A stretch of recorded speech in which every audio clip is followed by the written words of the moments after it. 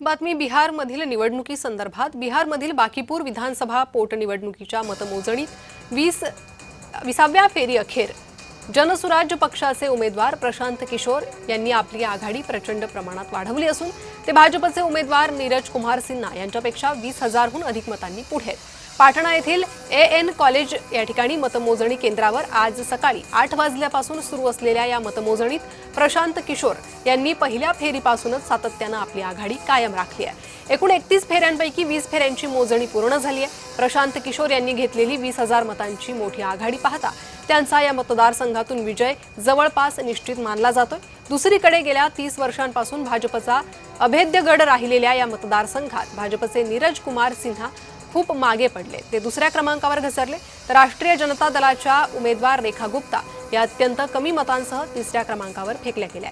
प्रशांत किशोर यांच्या या ऐतिहासिक कामगिरीमुळे पाटण्यातील जनसुराज पक्षाच्या मुख्यालयाबाहेर कार्यकर्त्यांनी गुलालाची उधळण करत फटाके फोडले, जल्लोष केला।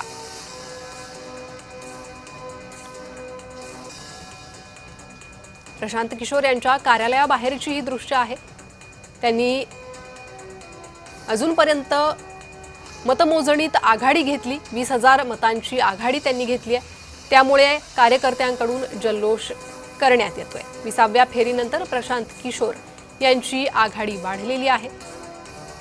मतमोजणी सुरू झाल्यापासून ते आघाडीवर होते आणि 20व्या फेरीनंतरही ते आघाडीवर दिसतायत, त्यामुळे कार्यकर्त्यांकडून जल्लोषाला सुरुवात झालेली आहे।